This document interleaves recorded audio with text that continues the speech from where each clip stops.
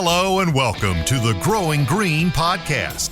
Your host, Jeremiah Jennings, is the owner of Growing Green Landscapes in Birmingham, Alabama, and has a passion for growing the entrepreneurship community for those who are young in business.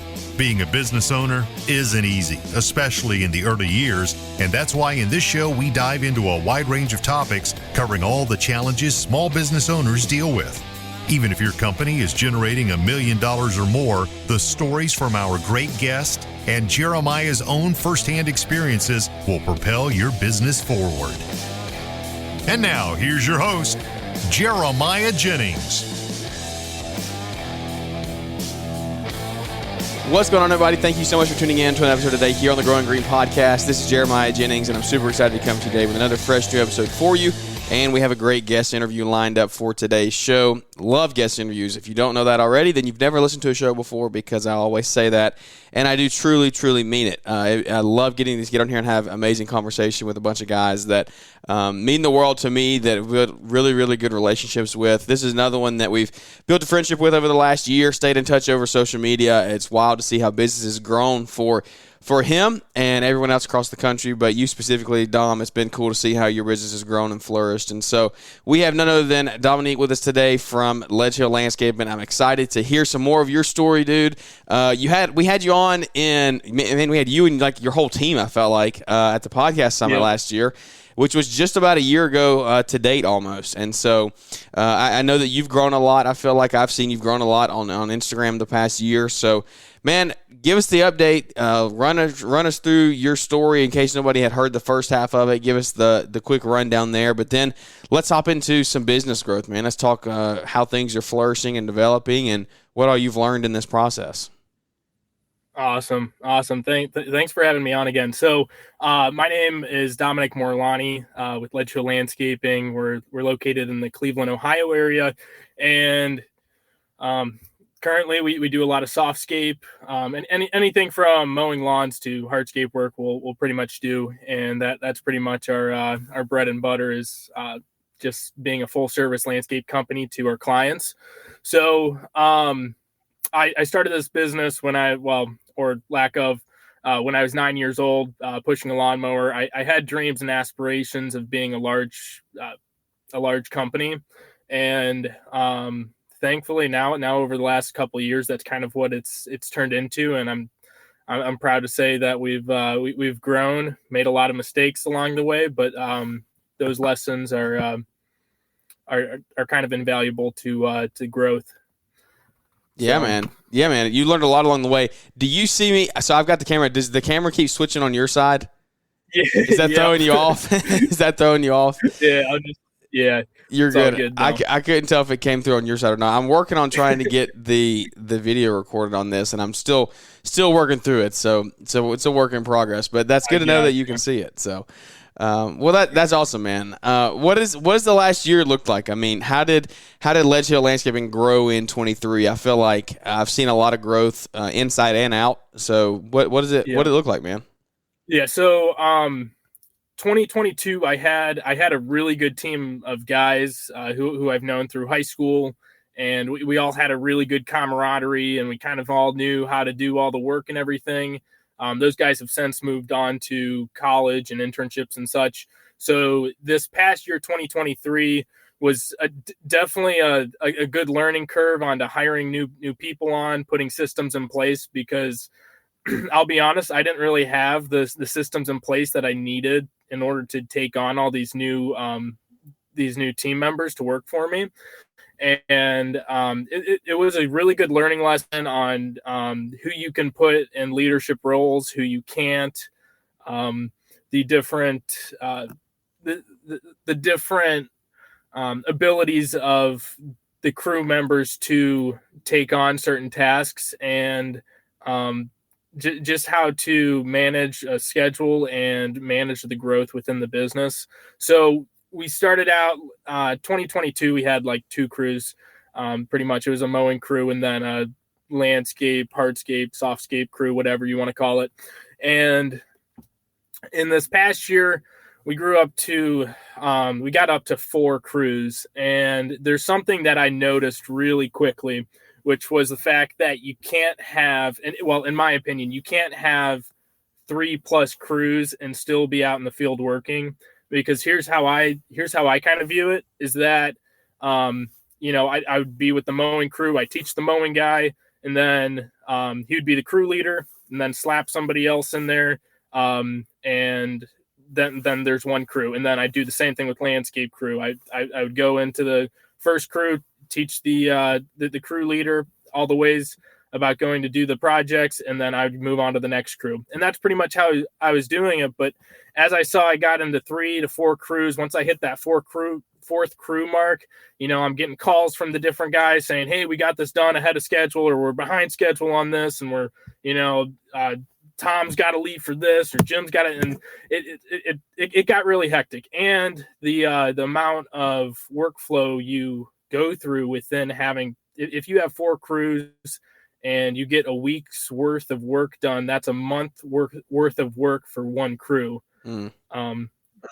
So it definitely was a learning curve, but I think this year was a huge growth in putting systems in place. And the way that I see it is that you have to treat your business as if you can sell it at any moment. That way you have all the systems in place and you can delegate tasks to people, and put people in place such as bookkeepers and CPAs and office admins and pretty much anybody like that. That's really good stuff, and I feel like we got a lot to unpack there just in that short little while. You talk about adding systems and processes. This has been the hot topic. Everybody's been talking about systems and processes, and I've kind of been a huge advocate for systems and processes. And then I sat down with a couple other leaders who have grown multi-million-dollar companies, and they say guys get caught up in systems and processes too much in the process of growing your company, that you don't focus on selling enough. And it sounds like you've used systems and processes to help you grow the right way. What is your take on that whole? How did you continue to grow while also putting, what, if you don't mind sharing, what exact systems and process did you actually implement? Because this is a broad term we talk about, but what did you actually implement that you don't feel like, or maybe you do feel like you went overboard with it, that you don't feel like you went overboard and you needed these things to grow? Yeah. So something like even what I did at the end of this year. So usually I take that week between Christmas and New Year's, and I take that whole week just to reflect on the whole year, change anything that I need to change. And what I did is I said, you know what, I had so many different headaches from this year, running 4 crews, having 5 trucks, and just having to fill up gas on the weekends. Like that took 2 hours out of my weekend. So I wrote down all of my headaches that I was having, and I took every single headache I had and I wrote it down in a whole list. And then I figured out how to solve those problems. So I said, okay, I spent 2 hours filling up on gas. What am I going to do? Now I'm going to consider, well, number one, do I pay somebody to do it? Or number 2, do I take, do I take that opportunity to go and outsource fuel and have a fuel tank at our shop space? That way we don't have to leave, and guys go in and get snacks whenever they go to the gas station and take extra time. So it all comes down to also who's like an affluent team leader as well. So we would get a bunch of trash in all the trucks. So what do? I make sure that the guys throw out all the trash after every single week. We got to make sure that all the trash buckets, which we have a trash bucket in every single truck, it's a 5-gallon bucket. We fill it up with trash, and I say either when you go to the gas station, it has to get emptied, or if not, it's got to be cleared out by Friday after you guys are finished.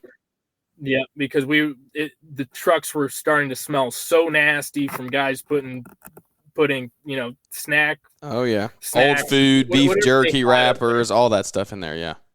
Yeah, and it was getting so bad. And one time they left one of the windows open, and a raccoon got in and ate food in the back of the truck. It's all about solving just the little things, just the little problems.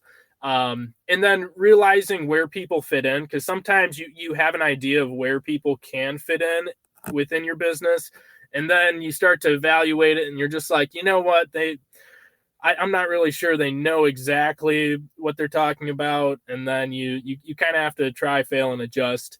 But I guess that's also kind of just hiring on the right people, and being able to trust people as well with the different tasks. Keeping track of expenses is another big thing, and just making sure the guys are staying productive. How did in the field? No, go ahead. Oh no, you're good. You can go ahead. What? So did you have much turnover this year? And I have a follow-up question to this. That's why I asked. So I did have a decent amount of turnover, but most of that turnover was just from part-time guys just being like, hey, I don't really want to do this. Okay. So most of the people you hired full-time stuck around? Yep.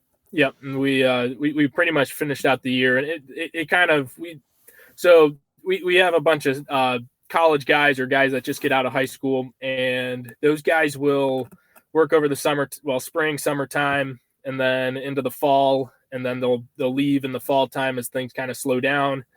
And then we're down to like our core guys, and that's pretty much a good amount to get through the year. And then the guys who are like crew leads, foremen, whatever, they will be the ones that do snow removal with me.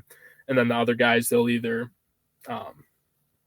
find a winter job, or one guy just likes to hunt, so that's what he does the whole winter. So that's pretty much.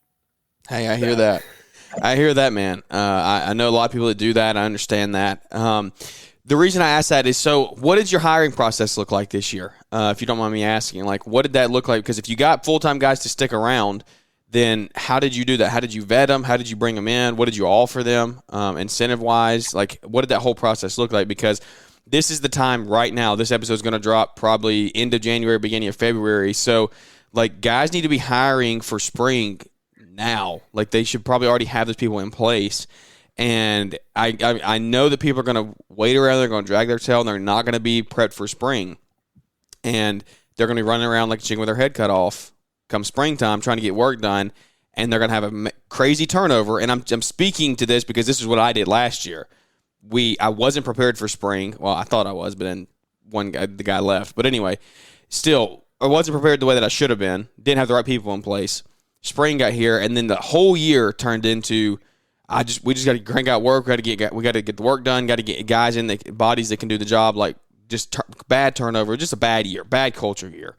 And I want to avoid that for anybody out there that's going into the spring this year. So, what did that look like for you? How did your hiring process go? I'll be honest. That was a system I did not have in place. Okay. Coming into the year, yeah. And now I definitely do have a actual hiring process that I'll roughly go through, but I'm still in kind of the works of putting everything figuring together. it out. Yeah. But something I notice is that I would kind of like to say that you really won't get to do the things that you have in mind until you're ready in business. And that's kind of what I found. Like, I wasn't ready to put guys on payroll really early, which is why I didn't have any full-time guys moving throughout the different seasons. But I actually did have one guy who I was planning to work with all this past year, and he's going to be like my right-hand man with everything. And then I kind of pushed him to start his own business, and then that business took off, and of course he left me. But it was all in good terms. And was that what was his name? Was that Tony Roney? Tony, yeah. So he did his own thing. Yeah, he started doing a window cleaning business, and he was killing it. But awesome. Now he's focusing. But he's still in college, so he's focusing on cybersecurity now. But it was all good. I know he was on last episode. Yeah. I was on, but so the hiring so when he left, and he's just like, dude, like I don't think I'm going to be able to work for you this year. Like, I'm just too busy, whatever. I kind of panicked, kind of like anybody would, because I'm just like, wow, well now I have to go out and find these people who'd be leaders. And one of the things that I learned from one of my friends is just go around and just talk to everybody. And even in Jeff Joyner's book that he gave out, he just talks about talking to every single person you like, talking to strangers, everybody who you meet. And it's amazing how you can meet somebody who you don't expect to ever work for you, but they'll be like, hey, I have this friend, which is exactly how this worked. And I probably got one of the most valuable guys that, I mean, I think I'm just really blessed to have this guy in my life, because Really? he's he originally he was planning to start his own business in the fall time, and he's just like, I'm just waiting for my friend to get out of college, and then we're going to start a business, and we'll be over like a couple cities over, so you won't have to worry about us. And we worked throughout the summer, and I really value all of my guys, and I know business and personal stuff is supposed to be kept separate, but if I know any of the guys are struggling financially or emotionally or whatever, I'll kind of pick up the slack in between there, because I know that if they're working for me, I have to treat them right so that they can treat me right. And so there's one book out there, I'm not exactly sure, they all kind of run together, that I was listening to, but just giving people random gift cards throughout the summertime, just like, hey man, I really appreciate it. Or I was thinking even this year of doing like the I think Dave Ramsey, no, it's probably not Dave Ramsey, but Ballard has talked about the gift card things. I know that he talked about that on our show. Yeah, he keeps like a stack in his desk. I was thinking about doing that, like once at the end of the month, do like a meeting, or once every 2 weeks or something like that, just to kind of boost morale, but also like Christmas bonuses. I won't just give Christmas bonuses. I'll also make sure, like, if the guys are like wearing really worn work pants or whatever, I'll go out and I'll get them work pants. Or we're going into the spring season or fall season when it gets real wet, I'll get them work boots, and just making sure that I take care of them all year round, and making sure that I accommodate for their time off as well. I know that's another thing that they value, and I kind of pride myself on being able to not really manipulate people, but be able to keep them.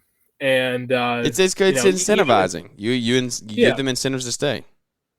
Yep. And it just shows that I appreciate everything they do for me, and in return, they're real honest. So like, if there's a guy who they don't like, or anything like that, they'll be like, hey, this guy, he's kind of slacking off, or this guy was doing this, and I don't really think it's right. I just wanted to let you know. And that's more valuable than anything, because it shows that they actually care. Yeah. That's what it comes down to, man. And it sounds like that part of the growth has been due to the good culture that you've built. If I'm correct in saying that. I mean, what is your take on that? Do you think y'all had a healthy culture this year? Where do you think that's going to push you to in 2024? Yeah, so we definitely had a good culture. A lot of guys knew each other again this year. So one guy's just like, hey, I'm working over here.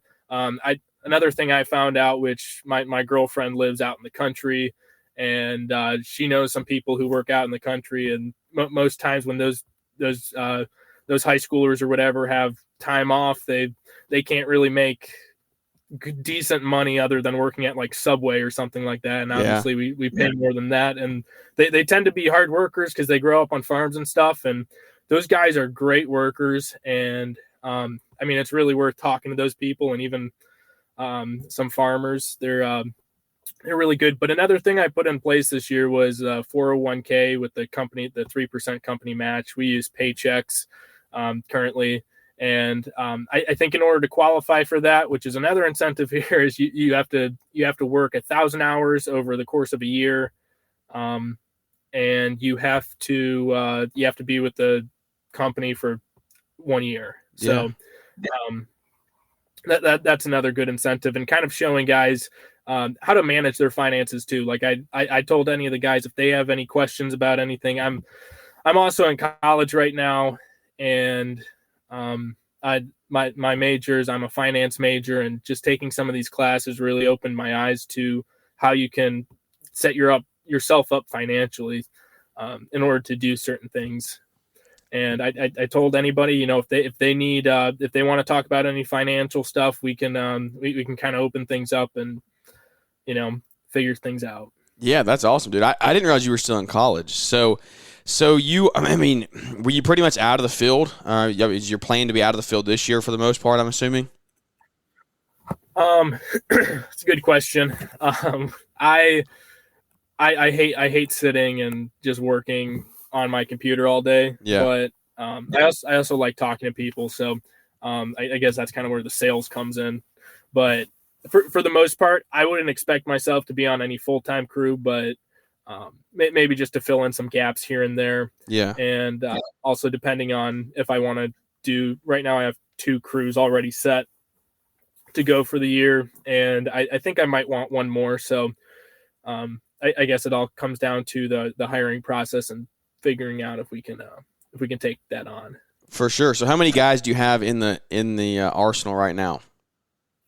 So right now doing snow, we have 3 guys. And then for this coming summer, I believe there's 5 or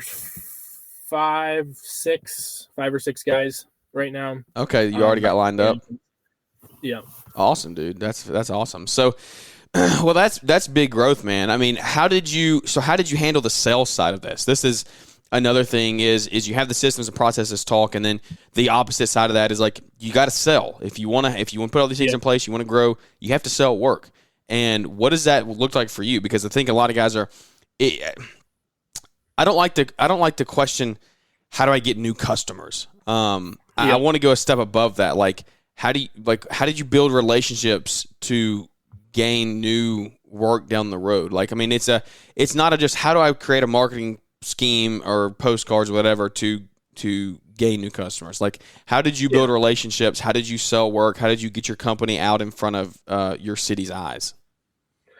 Yeah, so that's a really good question. So what I tend to do is whenever I was on the job site with the guys working and like kind of training up the crews and everything like that, something that I would do is I'd be very open and friendly with the clients, and I'd be like, hey, how's it going? And then I always try to ask a more personal question. I'm just like, hey, how's your son doing at college or something along those lines. Yeah. Just to get them kind of talking. And the guys who I have, they love to talk. So then they kind of picked up on that as well. But as far as keeping the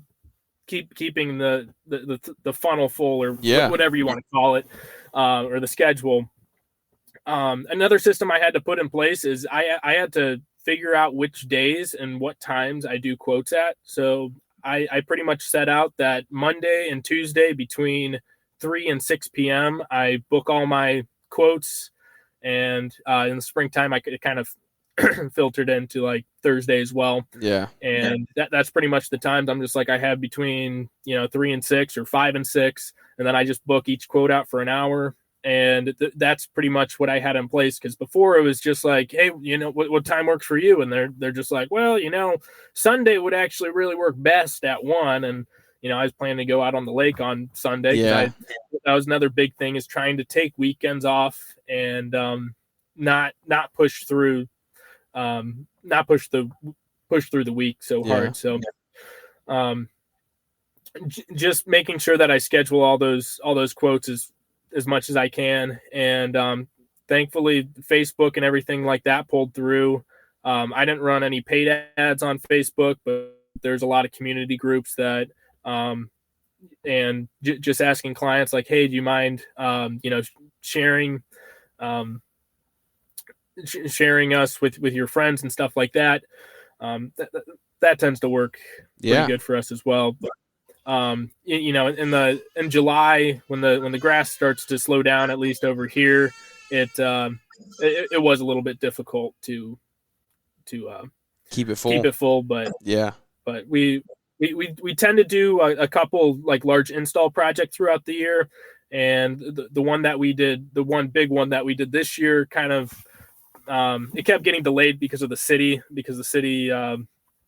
some ordinances and whatever, they had to approve the landscape project or something like that. And lawn install and stuff like that. So that kind of got pushed back, thankfully, because that provided work throughout those slow months. Okay. Yeah, that's awesome. That's really cool that that the schedule worked out like that. I totally understand that, and I get the whole process of community groups and things like that. That's a great way to get out. How is it competitive wise, like in your area? Do you have a bunch of companies that post in those groups? Are you the only one? Because I feel like there's like in our city, there's one day a week that a business can post in there, and that day, that's all it is. It's just covered up with other landscape companies things. So I'm like, why do I even do it? Like, you know what I mean? So what is your take on that? If you say that worked for you?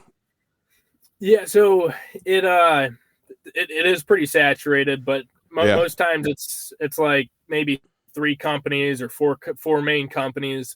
And then there's like the college kid home from the week for the summer, like, hey, I'll do mulch for like $40 a yard or something like that, or $20 an hour, which obviously you don't even want to compete with that. So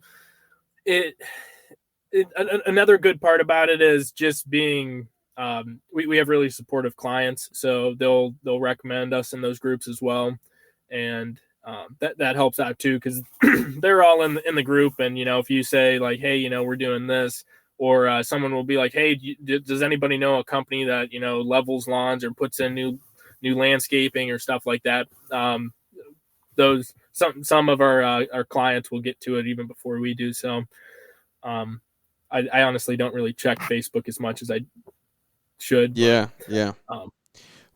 tends to work out pretty well. Where do you think most of your calls come from? Is it the website? Is it Facebook? Do you vet that? Not vet that, but do you track that? Yeah. You know what? I really think it's mainly word of mouth. Okay. And knowing the suppliers around here, there's a hardware store that I've been really close with the owners of that hardware store for a long time, and they always send over like the nicest people. They're just like, look, this crazy lady came in, she asked for somebody to do her landscaping. He's just like, we make sure we pass those people. Yeah.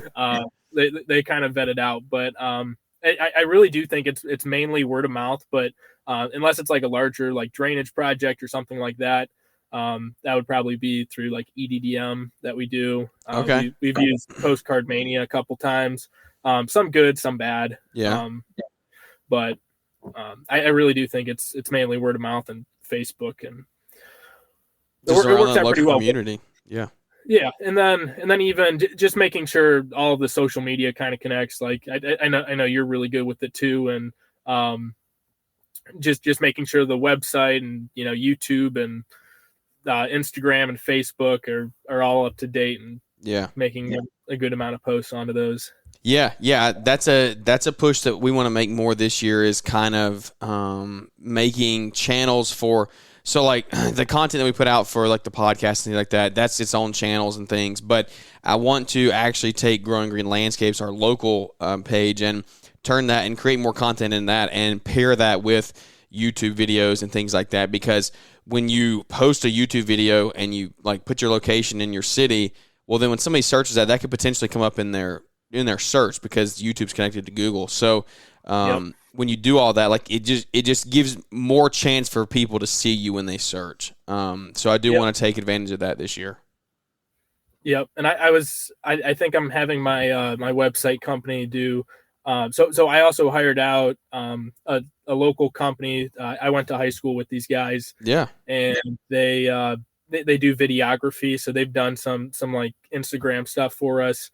And I was thinking about doing just informational videos and then posting those on the website under each service. That way, because some clients will be like, hey, I saw your YouTube video about like, I don't even know, mulching this thing. And they're just like, I really like how you guys do it. I'm just like, awesome, cool. So just showing the process as well. Sometimes people like to see that as well. Yeah. 100%, dude. That's it's a good plan heading into the year, I think. I think you're going to have some good growth. What is the goal for this year? You wanting to add a bunch of crews? You want to grow revenue? You want to stabilize? What does it look like 2024 for you? So the goal is to increase revenue, probably stay right around 3 crews, maybe 4. But the main goal is to stabilize, make sure that all the systems and processes work, and kind of take the stress out of things a little bit, because last year it was a good amount of stress, just realizing, well, we got to make changes. Yeah. And just making sure everything was, running smoothly, and everybody was in line. So it was mostly a good year for personal growth for me. But I think that's another big thing, is making sure that you take care of yourself, and whether that's, sticking on a diet or working out or going to the chiropractor or taking the weekends off, just making sure that you keep yourself a priority and your family a priority, and pretty much work from there. Yeah, man. No, I love it. Do you plan to add many more team members? I mean, I know you said 3 crews. What is that? Are you running 2 guys, 3 guys per team? Yeah. Typically, it's 2 guys for mowing, 2 to 3 guys for landscaping. So, okay. I'm not going to push to get too many more guys, unless they're like top quality guys. Yeah, I got you. Did you? What is your? How are you running in software? What are you using, CRM wise? We currently use Jobber. Okay. I was looking at LMN. Yeah. But I'm not sure if it's too late in the season to make that switch, because I know there's a big learning curve in order to use it properly, and making sure that you're really dialed in. But maybe that's something that I look at next year in the wintertime, just for the idea of job costing. I went to that Hardscape Mastery that the Almonds and Jeremy Swihart and Andy Mulder put on, and that was a really, really great event, and I highly recommend it to just about anybody. But that really opened up my eyes to job costing and making sure that we keep track of, our profits and losses on each job. That's awesome, dude. I think that this year is going to be awesome for you. It sounds like you got a lot of things in order that you need to. And you're not a finished product, but you're going to learn along the way. And you learned last year. Hearing guys like you inspire me, because it teaches that it's possible. You just go out there and you just hustle, and you put the right people in place, and you can take your company to a new height and a new level that you so desire to reach. What is your why in all of this? What is my why? I think last year, this time when you asked that, I think it was for my guys. Yeah. And honestly, I think now it's in order to create generational wealth within my future family, and making sure that I can take care of those around me, and being able to give back. I'm really big into giving back, and making sure that I can. You're giving. Support You're it. giving. Yeah. You're giving back. No, you're not giving back. You're just giving. That's my. So I watched this thing. Really? Yeah, I watched this thing. Hormozy. I'm a big Alex Hormozy guy. And he posted a video one time, and he just went on this tangent of giving back. Like, why do we say giving back? Like, what did you take? You haven't taken anything. You haven't taken from other people. You consume, but you don't take from people in like a malice way. So like, all you're doing is taking what you got and you're giving. You're just giving. You're not giving back. You didn't take anything from anybody. So like, you don't have to sit here and say like you're giving back to your community, because you're not. You're giving of what you've received. So it's kind of, every time I hear that, it's made me think that way moving forward. It's starting to become a pet peeve, right? Yeah. I'll find the video and send it to you, because I want you to see him explain it better. But it's not a big deal if you say giving back. But I mean, it's one of those things that catches me now. I'm like, no, you're just giving. Like, you just think, but people say it because that's just what's always been said. But at the end of the day, like, why? Like, I don't take from people. I'm not a bad person. I don't just take things to take things. And so I'm a big proponent of that now moving forward. But yeah, no, I didn't mean to interrupt you, man. I love what you're doing. So give your community. I thought I was saying get back or something. No, you're good. That's awesome. But yeah, I guess I want to give. And there you go. I was even thinking about starting. I know a couple of people who are in like the water charity things where they build wells in undeveloped countries and stuff like that. So I was even thinking about even trying to get into giving back giving that way. Sorry. I can't even say it now. Yeah. But anyways, that's pretty much my why. But I guess I also wanted to say, with the efficiencies and running a business, that you kind of make most of your money off of the efficiencies and systems that you establish in your business. And I guess over this winter, I've been working on a lot of those efficiencies and putting systems in place so that we can go out there and be the most efficient. That way we can give. I love it. I was trying to see if I could find the video, but I don't see it off the top of my head. I was going to get it and play it on here, but I don't know. The dude produces so much content, you'll never find it. Yeah. Anyway, that's awesome, dude. I love it. I love that why. It's crazy how your why changes and adapts. I think people need to understand that, and that's okay. Like, your why from a year ago is not what it is now. It was, you were hanging with your buddies, growing a business, like taking care of them, taking care of yourself at the same time. But now you've progressed, you moved on. Same thing. My why 5 years ago was totally different. It was like, let's put some money in the bank. Let's rent a house, buy a truck. Now it's like, let's provide for a kid and a wife and a future and build the business. And so it changes, adapts over time. I love to hear that. When it is adapting, that means you're growing. When you're not stuck in the same, when it's not the same why for 3, 4, 5 years in a row, it means you're growing and you're moving on to new heights, which I'm a huge proponent for and love getting to hear from all you guys out there that are doing it. So where can anybody find you on Instagram or socials or wherever if they want to follow along with you, buddy? So it would be Ledgehill Landscaping on Instagram, Facebook. We don't really post much on YouTube, but I guess you can find us there. And our website too, but I don't know why people would go there. I love it. Well, all right, man. Well, I appreciate your time today. Is there anything we left out that you want to share?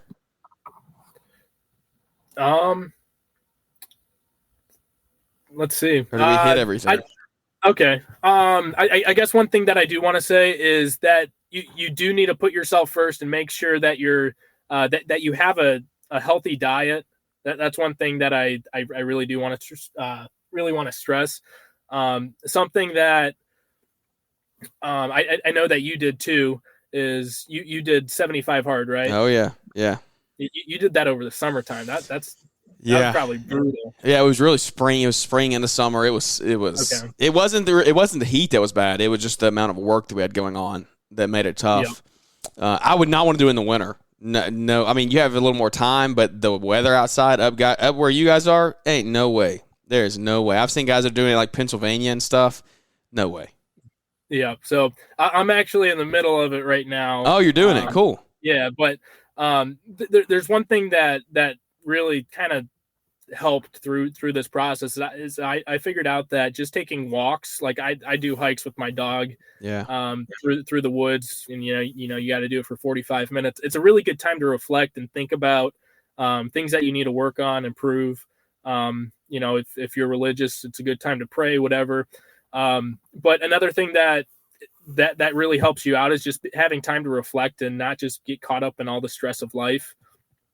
But between that, going to a chiropractor, there's a place called Joint Chiropractic, which is kind of like a subscription chiropractor where you could go 4 times a month for like $80 or something like that, just to make sure that you're in the best physical shape that you can be. Yeah. And just trying to limit all the fried food and the added sugars and everything. That's something I'm a huge proponent on. So I guess that's pretty much it. Awesome, man. Not the way I was expecting you to take that, but I like it. I like the eat clean. That's something that I need to do better at. Definitely. Well, you can't have a good business life if you don't have a good personal life, and you can't have a good personal life if you don't have a good business life. Yeah, 100%. They 100% merge together. Even more so when you get married, when you have kids, and you kind of take that and move further along that way. So. Yeah, man, I totally agree with all of that. I'm going to work on that this year for sure, and I hope to catch up with you, man. I hope to see you on Instagram here soon and just kind of watch you as you grow this year. I think it's going to be really, really cool. A lot of good growth coming for you, and I appreciate your time today, man. Yeah, Yeah, no problem. Awesome, dude. Well, guys, thank you for tuning into the show. I really enjoyed being able to do this guest interview. We enjoy that we get to do this 3 times a week, and that's only possible because you listen and share the show. So if you did enjoy it, share it with a friend. Let them know that you enjoyed it and tell them that come check us out here. We do 3 shows a week, Monday, Wednesday, Friday, and we couldn't be more honored to do it and come to you. So thanks for choosing our show to listen to today. We hope you have a great rest of the week. Thanks for tuning in, and we look forward to catching up with everybody here on the next one. Thanks for tuning in to the Growing Green podcast. It is an honor to have you listening, and we hope you receive valuable advice to help take your business to the next level. Don't forget to follow the podcast so you'll be notified when our next episode drops.